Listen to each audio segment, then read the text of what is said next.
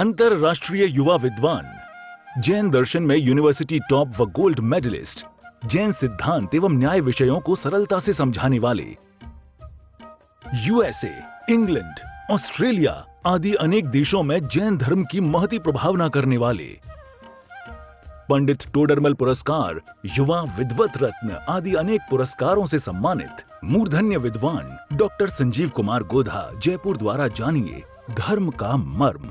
मुंबई के एक साधर्मी भाई की ओर से इन प्रवचनों का प्रसारण किया जा रहा है। दोबारा गिरती रहेंगी और हो सकता है हजारों लाखों बार में भी कोई ऐसे रह जाएं जो कवर नहीं हो पाए। ये तो तब कह रहा हूं मैं जब आप बुद्धि पूर्वक डालो और बिना बुद्धि के आपको कहे मुंह करो इधर और अब उछालो पीछे। क्या बोलो फिर इन 100 को कवर करने में कितनी बार। ऐसे ही असंख्यात प्रदेश हैं, इन असंख्यात प्रदेशों पर जन्म लेने में अनंत अनंत बार जन्म लिया है इसने, जन्मा और मरा है, पर सुख नहीं बस दुख पाया मोह मोहित जीव ने, योगेंद्र देव योगसार में कहते हैं। देखिए आगे बढ़ते हैं अपन, इसी विषय को और आगे बढ़ाते हैं। मेरी तो भावना है जितना जल्दी खत्म हो ये, मैं तो आजकल पता नहीं कि मैं बार बार सोचता रहता हूँ कि ये कब पूरा हो ये। देखो सत्य ज्ञाने पुनश्चात्मन पूर्ववत् संसरिष्यसि कारणे जृंभमाणे भी नहीं कार्य परीक्षय। हे आत्मन, मिथ्या ज्ञान के होने पर तू पहले की तरह फिर संसार में घूमेगा। ओ भूल गया तू, अतीत को भूल गया, पिछले जो जन्म मरण किए तूने उसको भूल गया। तूने कश्मीर में भी जन्म लिया और तूने पेरिस में भी जन्म लिया, तूने हिंदुस्तान के कोने कोने में जन्म लिया, तूने प्रदेश दिखाई देते हैं उनके प्रदेश प्रदेश पर जन्म लिया। अरे विदेश क्षेत्र का कोई ऐसा हिस्सा नहीं है जहाँ जाकर के हमने जन्म नहीं लिया हो। स्वर्गों में कोई ऐसी जगह नहीं है जहाँ जन्म मरण न किया हो। नरकों में जाकर दुख भी अनंत बार भोगे तो स्वर्गों में जाकर के भोग भी अनंत बार भोगे। मैं चक्री पद पाए निरंतर भोगे भोग घनेरे, तो भी तनिक भय नहीं पूर्ण भोग मनोरथ मेरे। क्या तनिक भी मेरे भोग मनोरथ, ये इच्छाएं आकांक्षाएं कभी तृप्ति नहीं हुई, कभी शांति नहीं मिली, कभी चैन नहीं मिला, कभी सुख नहीं मिला। मैंने कभी विचार नहीं किया इसके बारे में गहराई से। भाई एक बार गंभीरता से बैठ करके विचार करो, शांत चित्त होकर के कर विचार तो पाम, ऐसा कहते हैं। विचार करेगा तो कुछ प्राप्त करेगा, तो विचार तो कर। अब किधर दौड़ता हुआ दिखाई देता है। उच्छिष्ट भोजी शब्द के प्रयोग किए हैं विद्वानों ने, आचार्यों ने। तू भोग करके त्यागी हुई को पुनः भोगता है। अनंत बार जिस भोग सामग्री को ग्रहण करके तूने छोड़ा है, पुनः पुनः तुझे भोगने का विकल्प आता है। तेरी बुद्धि को क्या हो गया है? वमन किए हुए को दोबारा चाटने जैसी स्थिति बताते हैं। ये तो क्या कर रहा है? और यदि तो अब भी नहीं संभला इस अतीत का विचार करके, तो ये कहते हैं भाई तू फिर रुलेगा, तू फिर भ्रमेगा, तू फिर दर दर की ठोकरें खाएगा। मुझे फिर दिखाई दे रहा है, एक बार देखा ना और तू नहीं संभला, तेरे फिर दोबारा होगा। 2 बार हुआ कि फिर नहीं संभला तू, अभी तो और रुलेगा तू, अभी तो और रोएगा तू। अभी जितना रोया है ना, ये इतने रोने से पार नहीं पड़ी, अभी तो और रोना दिख रहा है हमारे, दिख रहा है। तेरे लक्षणों को देख करके इस बात का अंदाजा लगाया जा रहा है कि तेरा भविष्य कैसा है। क्या बात कर रहे हो सब? भविष्यवाणी कर रहे हैं आचार्य जी। ये कह रहे हैं, क्या कह दिया इन्होंने? संसार में घूमेगा, पहले की तरह फिर संसार में घूमेगा। साहब आपसे मेरी क्या दुश्मनी है? मेरा क्यों बुरा चाहते हो आप? मेरे बारे में आप क्यों इस तरह के आप शब्द बोलते हो? मेरे बारे में अच्छे शब्द नहीं बोल सकते हो क्या आप?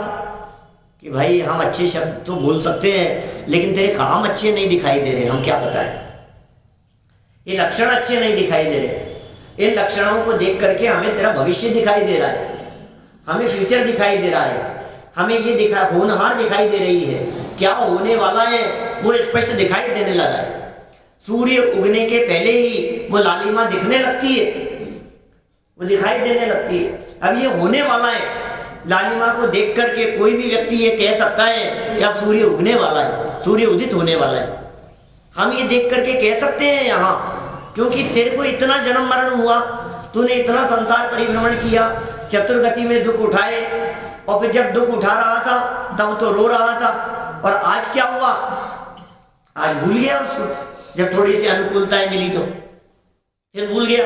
वो बातें याद थोड़ी ना रहती है, पुरानी बातें। देखो गाड़ियां दौड़ाता है, बाइक दौड़ाते हैं, लड़के लोग दौड़ाते रहते हैं, 20-22 साल के ऐसे सब दौड़ाते हैं इतना तेजी से कि अपन देखो तो आज तक कभी ऐसा नहीं हुआ होगा कि उनके बारे में किसी ने अच्छे शब्द बोले हों। वो जिनके बगल से निकलते हैं पीछे से लोग यही कहते हैं ये क्या कर रहा है, मरेगा नहीं। बोलो साहब, आपने भी बोले होंगे कभी ऐसे शब्द? दिख रही है ये हालत? बोलो मरेगा ये। अच्छा अब सुनो, अभी भी आए जब ना एक लड़का इतनी स्पीडली बाइक से लेके गया, अभी भी बोल के आएगा मरेगा ये कैसे चला रहा है। अरे अब लक्षण दिख रहे हैं ना आपको। और वो 2-5 बार चलाई उसने, 10 बार चलाई तो हौसला बढ़ा, अरे ऐसे कोई गिरते हैं क्या, ऐसे कोई गिरते हैं क्या? बेटा तू गिरेगा तो फिर उठने लायक नहीं रहेगा क्या? तो ये पता नहीं है। अब वो गिर गया, समझना बात, गिर गया, फ्रैक्चर हो गया, हाथ पांव टूटे, महीना 2 महीना खराब हो गया, ठीक है, टंगे रहे, हाथ पांव लटके रहे। अब उस बात को हुए फिर 2-4-6 महीने निकल गए, साल भर निकल गया। अब क्या करता है? फिर दौड़ाता है, अब फिर भूल गया। अरे नहीं, थोड़ा समझ करके ऐसा छोड़ेगा। कोई उसको याद दिलाए बार बार में, ये आचार्य देव याद दिला रहे हैं हमारे को बार बार में, भाई तू समल नादान, ये भव बीता जाए रे, ये भव बीतता चला जा रहा है, ये अवसर बीता जाए, निकल रहा है ये अवसर के निकल जाने के बाद फिर मौका नहीं मिलेगा। नहीं कोई बात नहीं, हमने तो ऐसी बातें सुनी है, बीती ताही विसार दे। नहीं अब वो नहीं पता मुझे मैंने इतना पता है पिछली बातों को भूल, आगे की सुध ले तब तो समझदार हो गया, आगे की सुध ले ली तब तो समझदार हो गया, लेकिन पिछली बातों को भूलकर दोबारा वही काम करे जो पीछे किए थे, तो बोले तेरे को तो ये कह रहे हैं, भविष्यवाणी कर रहे हैं यहाँ, मैं क्या करूं साहब? ये वादीप सिंह आचार्य देव के माध्यम से पढ़ रहा हूं, ये भविष्यवाणी, ये क्या है, ये क्या कह रहे हैं?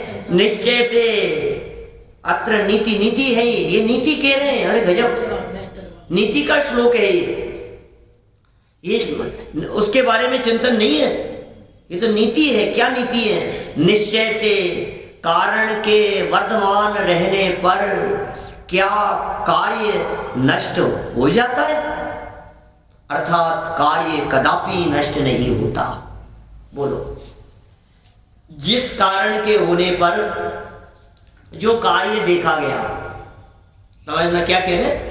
किसी कारण के, किसी वजह से कोई कार्य देखा गया, बराबर। जैसे समझो गैस जल रही है और उसके ऊपर रखा गया दूध, उबल रहा है, उबल रहा है, बराबर। कारण है गैस, उसके ऊपर रखा हुआ दूध, वो कार्य है, बराबर। अब ये सोचे कि भाई ये दूध उबल रहा है, रोको इसको, रोको इसको, तो कैसे रोकूं? फूंक मार रहा है, हाथ लगा रहा है, ऊपर से उसके वो प्लेट रखने की कोशिश कर रहा है, रुक जा रुक जा, अब वो दूध निकले जा रहा है और कोशिश किए जा रहा है, कैसे रोकूं इसको? ये सुन भाई, तुझे उस कारण के रहते हुए ये कार्य रोका नहीं जा सकेगा। यदि तुझे इस कार्य को रोकना है तो तुझे कारण को रोकना पड़ेगा, अदरवाइज जो दूध निकलने वाला काम हो रहा है ये निकलता ही जाएगा। कारण बदलो, कारण की तरफ ध्यान दो। ये कार्य तो देखता है, नहीं अब नहीं होगा, अब कह रहा हूं ना, अब आगे नहीं उभरेगा। अरे भाई तुझे कारण मिटा दिया क्या? कारण की तरफ ध्यान देना पड़ेगा। सब जगह पर लागू होती है, पूरे दुनिया भर में लगा करके देख लो आप ये चीज, सिद्धांत है ये कारण के अनुसार कार्य होता है।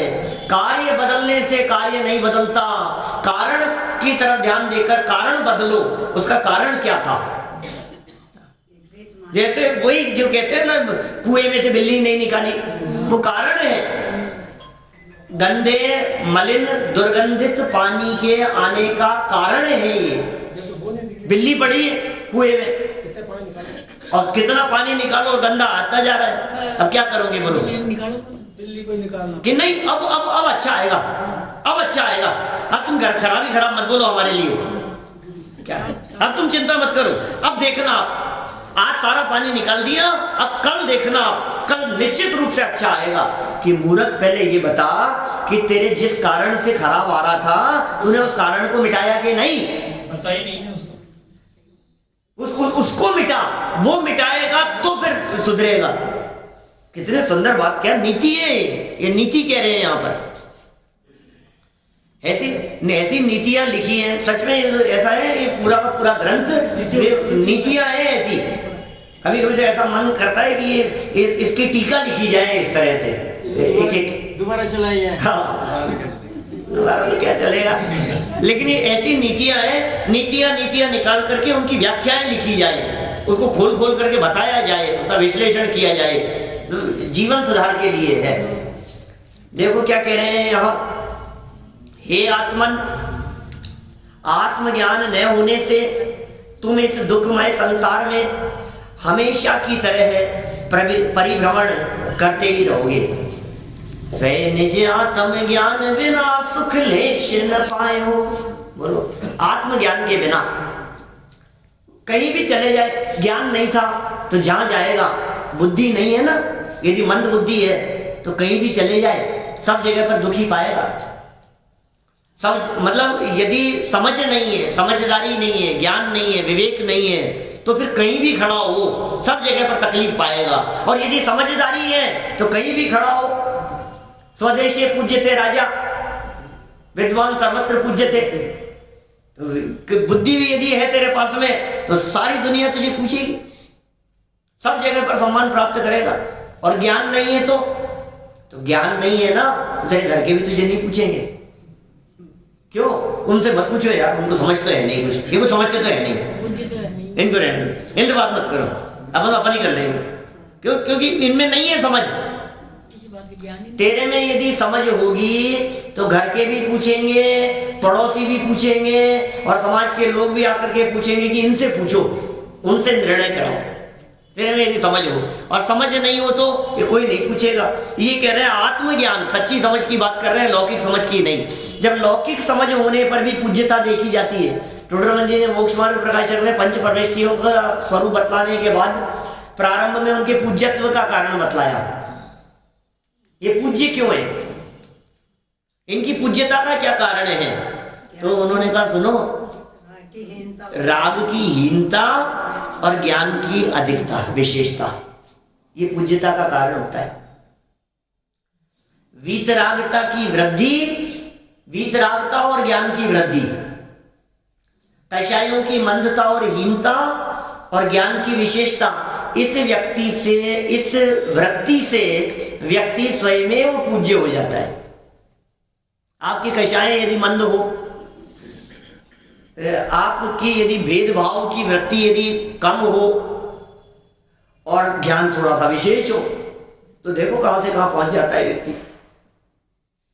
करेंगे मोक्ष मार्ग प्रकाशक में चर्चा निकट में। देखिए, हे आत्मन, आत्मज्ञान न होने से तुम इस दुखमय संसार में हमेशा की तरह, जैसे पहले जीरो पर आउट हुए थे ना, तो अभी भी वैसे ही खेल रहे हैं। तो अभी भी आती हुई बॉल को नहीं देख रहा है तो फिर आउट होगा।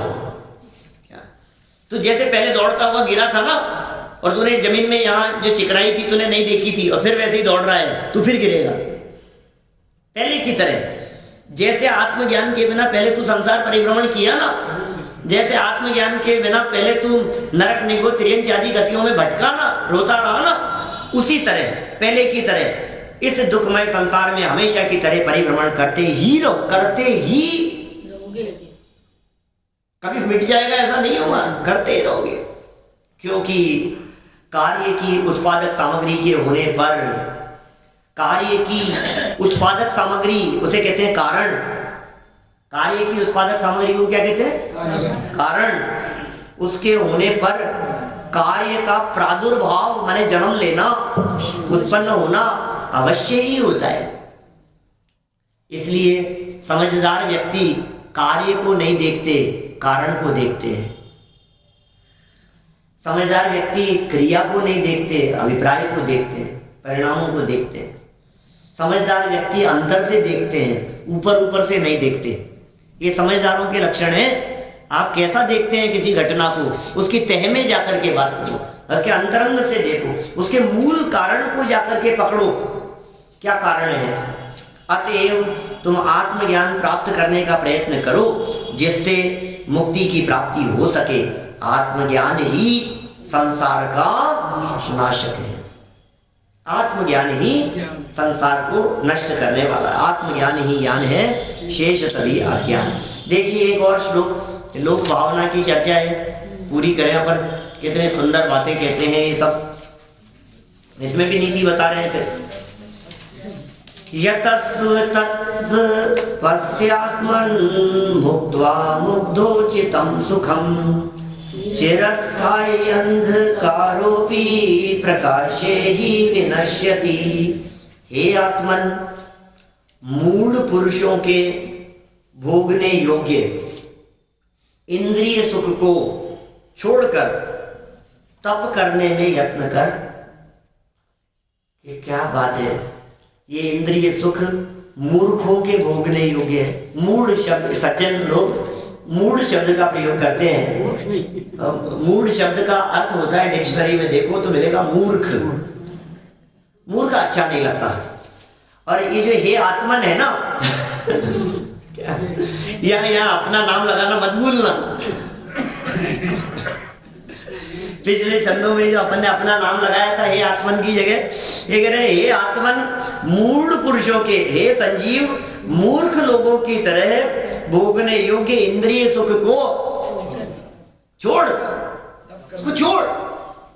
ये ग्रहण करने योग्य नहीं है, ये करने योग्य नहीं है कि साहब ये छोड़ दूंगा तो करूंगा क्या, कि तप करने में यत्न कर, तप करने का प्रयत्न कर।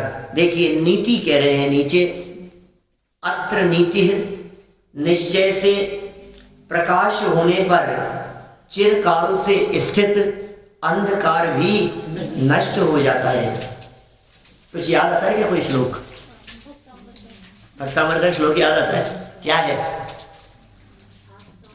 आस्तां तवस्त वनमस्त समस्त दोषम तत्संकथापि जगतां दुरितानि हन्ति दूरे सहस्रकिरणे कुरुते प्रभैव पद्माकरेषु जलजा। दूसरा तत्संसवेन भवसन्तति सन्निबद्धं पापं क्षणाक्षयमुपैति शरीरभाजाम् आक्रांत लोकमलिनीलमशेषवाशु सूर्यांशु भिन्न मंदगार। शारवरम अंधकारम, शारवर माने रात्रि, रात्रि के अंधकार को सूर्यांशु भिन्नमेव, सूर्य का सूर्यांशु, सूर्य की किरण पड़ने मात्र से, सूर्य की किरण मात्र उस रात्रि भर से व्याप्त अंधकार को जिस तरह से दूर कर देने में समर्थ होती है, इसी तरह से हे जिनेंद्र देव आदिनाथ भगवान आपकी स्तुति से जन्म जन्मांतरों के पाप वो कट जाते, दूर हो जाते।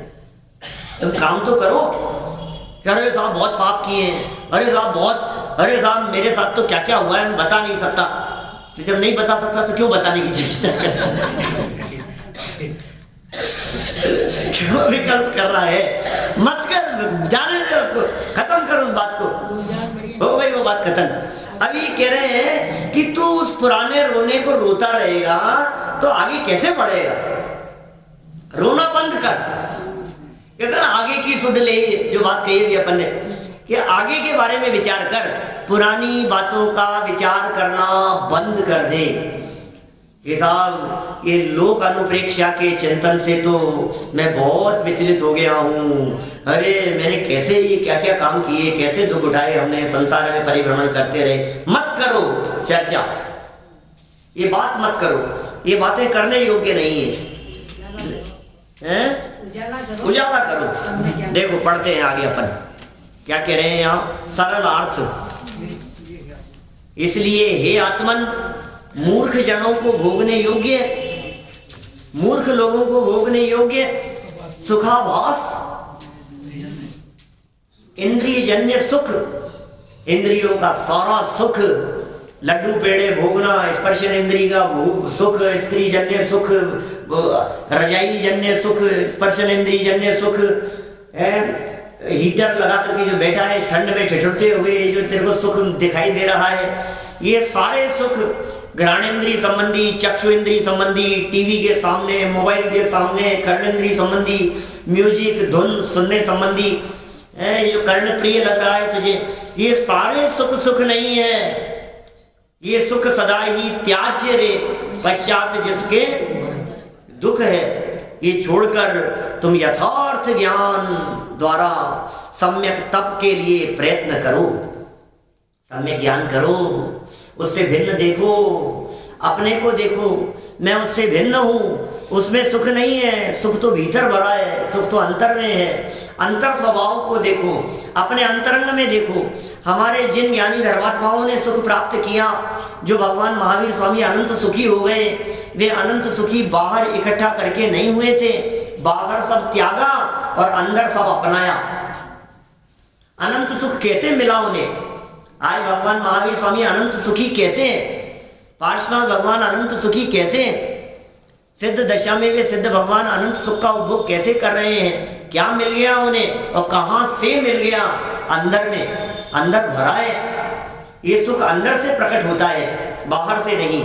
इसलिए सम्यक तप के लिए प्रयत्न करो, क्योंकि प्रकाश के होने पर, सम्यक तप किया ना तूने, वो तप का प्रकाश है, उसके होने पर चिरकाल से व्याप्त अंधकार भी तत्काल नष्ट हो जाता है। इस तरह अपने लोक अनुप्रेक्षा की यहाँ चर्चा की है। कल अपन बोधि दुर्लभ की बड़ी मार्मिक चर्चा है। बोधि दुर्लभ जो है ना, ये तो बार बार पढ़ने योग्य, ये मुख्य बोधि दुर्लभ बहुत महत्वपूर्ण है। हम दुर्लभता का ज्ञान कराएंगे यहाँ। मुझे वो अब चूंकि आगे बोधि दुर्लभ पढ़ेंगे तो मुझे विकल्प आ रहा है, दो लाइनें अपन दौलत राम जी वाली भी बोल तो लेवें। लोक अनुप्रेक्षा के बारे में क्या लिखा उन्होंने? कि नहु न करे न धरे को, षट द्रव्यमयी न हरे को, सो लोक माहि बिन समता, दुख सहे जीव नित भ्रमता। ऐसे लोक में, जिस लोक को किसी ने किया नहीं है, जिस लोक को किसी ने बनाया नहीं है, जिस लोक की कोई रक्षा करने वाला नहीं है, यह लोक अनादि अनंत ध्रुव शाश्वत है। इस लोक में क्या कह रहे हैं? सो लोक माहि बिन समता, समता के बिना, साम्य भाव को धारण किए बिना, राग द्वेष आदि से रहित हुए बिना, सम्यक चारित्र को अंगीकार किए बिना, सो लोक माहि बिन समता, दुख सहे जीव कैसे नित भ्रमता। हे जीव, तूने अपने समता स्वभाव को न देखा और आकुलता में ही जीवन बिताया, इसलिए इस लोक में निरंतर परिभ्रमण करता रहा। और अब कहते हैं तू यदि ये परिभ्रमण न करना चाहता हो तो तू समता भाव को अंगीकार कर, तो आत्मज्ञान कर। और फिर भी देखो, अभी सीधे सीधे बात समझाइए, फिर भी नहीं समझे तो फिर दुर्लभता समझा करके उंगली टेढ़ी करके समझाएंगे कल।